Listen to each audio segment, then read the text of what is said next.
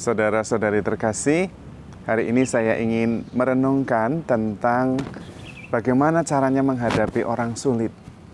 Atau sahabat ada yang menyebutnya menghadapi orang yang selalu menjadi batu sandungan.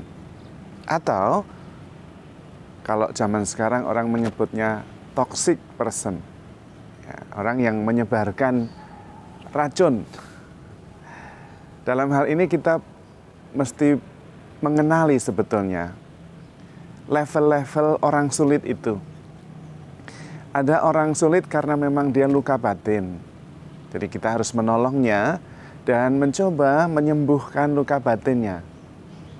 Ada orang yang memang sulit karena complicated, ya, pengalaman hidupnya begitu berat. Ada orang yang memang sakit, toxic person.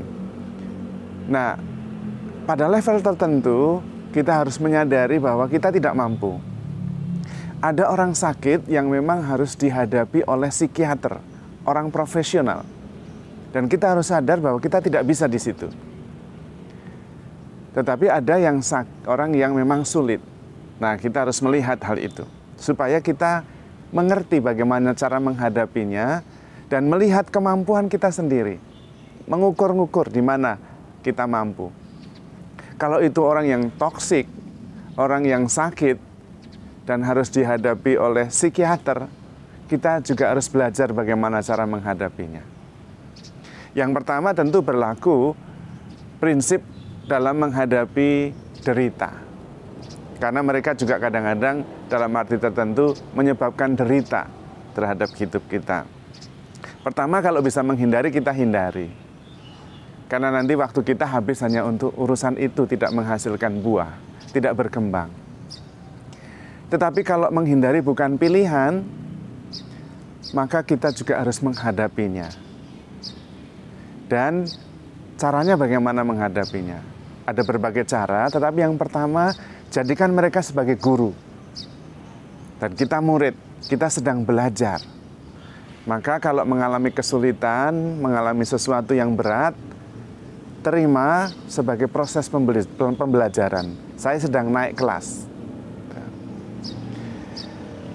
Karena seringkali orang lain itu sulit karena kemampuan kita menghadapi orang itu masih terbatas. Maka itu menjadi orang sulit. Perbandingannya adalah seperti saya kelas 6 SD menghadapi ujian nasional kelas 6 SD. Ya, rasanya sulit sekali. Karena memang kemampuan saya sedang pada kelas 6 SD.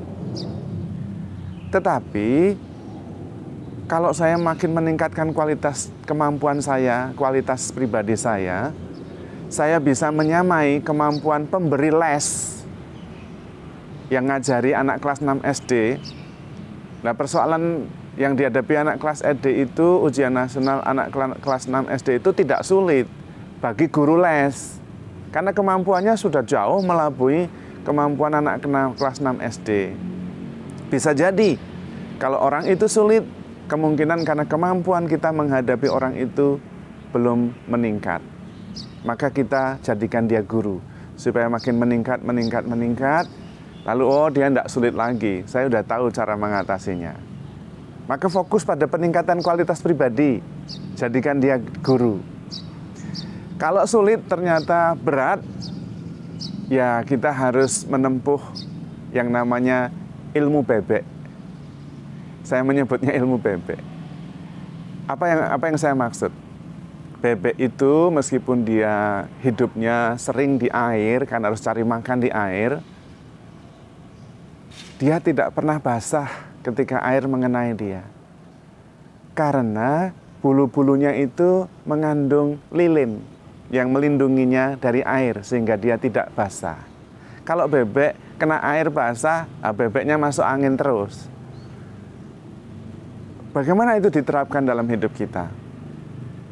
Kita bisa seperti ilmu bebek itu, menggunakan ilmu bebek itu. Para perawat di rumah sakit jiwa, rumah sakit jiwa, dia menggunakan ilmu bebek. Dia menghadapi orang-orang yang sakit jiwa itu tetapi tidak membawa hatinya. Dia mengunci hatinya seperti lapisan lilin melindungi bulunya bebek-bebek itu.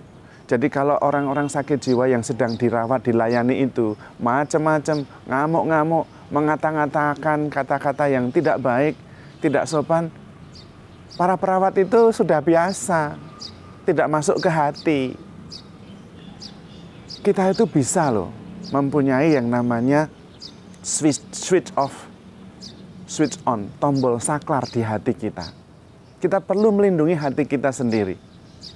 Kita tetap hadir, tetap mengasihi, itu prinsip tidak bisa diubah ya, prinsip tetap mengasihi. Tetapi kita juga bijaksana, tidak melukai diri sendiri. Nah, kita bisa hadir, tetapi ada pelindung bagi hati kita. Sehingga apapun yang dia katakan tidak masuk ke hati kita. Ini tidak sama dengan munafik ya. Kalau munafik itu nampaknya bagus, tapi hatinya jahat. Itu munafik. Kalau ini tidak. Ini tetap baik, tetap manis. Hati kita juga manis, tetapi melindungi hati kita dengan pelindung sehingga apapun yang dia katakan tidak sampai menembus hati kita.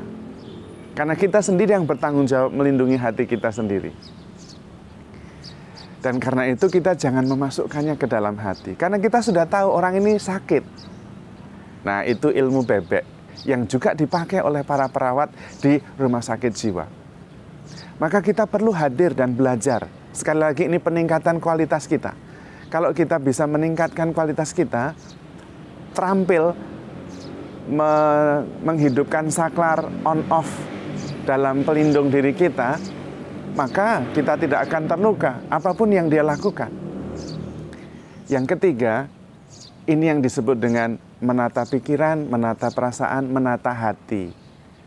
Kita perlu melihat, soalnya itu ada di sana. Dia yang sakit, maka kita tidak perlu menjadi bermasalah. Jangan sampai karena orang sakit kita ikut sakit. Jangan sampai karena ada orang jahat kita ikut jahat. Nah ya sama saja. Maka penting meningkatkan kualitas pribadi. Penting menata pikiran. Penting menata perasaan, penting menata hati. Kita mesti lihat, ini soalnya di mana. Kalau soalnya ada di sana ya sudah. Kita perlu melindungi hati kita, tetap hadir dengan penuh kasih. Apapun yang dia lakukan, itu problem dia. Saya tidak harus menjadi punya masalah karena masalahnya orang lain. Apakah itu bisa? Bisa. Tetapi saya tidak mengatakan itu mudah. Sulit tapi bisa. Justru itu, ketika ada kesulitan, itu tandanya kita sedang mau naik kelas. Jadikan dia guru, supaya kemampuan kita makin meningkat. Dan jangan lupa, kita punya Tuhan, kita bersama Tuhan, yang akan selalu menghibur, menguatkan, dan melindungi. Kalau kita tidak tahu jalannya, Tuhanlah jalan, kebenaran, dan hidup. Maka kalau ada orang sulit, kita tahu cara menghadapinya. Lama-lama kalau kita sudah terampil dalam menghadapi orang sulit itu tidak sulit lagi. Tetapi memang kita harus terus-menerus belajar, meningkatkan kualitas kita. Maka fokus pada peningkatan kualitas kita. Jangan sakit hati, jangan menyalahkan, karena tidak ada gunanya. Tidak perlu. Tuhan sendiri kalau mengizinkan orang-orang yang tidak bisa kita hindari dan ternyata orang itu toksik, itu pasti ada maksudnya. Supaya kemampuan kita makin meningkat. Sehingga kita bisa melaksanakan firman Tuhan, yaitu mengasihi justru orang-orang yang sulit. Apa lebihnya kamu? Tuhan bersabda, kalau kamu baik kepada orang-orang yang baik kepadamu, orang jahat pun begitu. Maka kita belajar, kalau Tuhan memberi kesempatan kita hidup bersama dengan orang-orang sulit, itu berarti Tuhan percaya bahwa kita bisa. Kita bisa makin meningkatkan kualitas pribadi kita. Sehingga orang sulit itu tidak akan menjadi sulit lagi. Tetapi kita juga harus tahu bahwa kita bukan psikiater profesional. Jadi kadang-kadang harus menjaga jarak. Harus sungguh-sungguh tahu di mana sumber kekuatan kita. Kalau kita sudah tidak mampu, istirahat. Datang kepada Tuhan. Karena Tuhan mengatakan, datanglah kepadaku kalian semua yang letih, lesu, dan berbeban berat. Aku akan memberikan kelegaan kepadamu. Sehingga kita punya kekuatan lagi untuk maju. Dan kemudian belajar meningkatkan kualitas pribadi kita sedikit demi sedikit. Lama-lama pasti bisa. Lama-lama pasti menemukan jalan. Dan kita menjadi makin kuat dalam beriman. Kita bukan orang-orang yang cengeng, orang yang cemen, yang gampang menyerah, yang sedikit demi sedikit mengeluh. Dan kita bisa tetap berbahagia karena kita tahu bagaimana menjaga hati kita sendiri dan tetap baik kepada orang-orang yang sering kali sulit kita hadapi. Bersama Tuhan kita pasti bisa. Tuhan memberkati.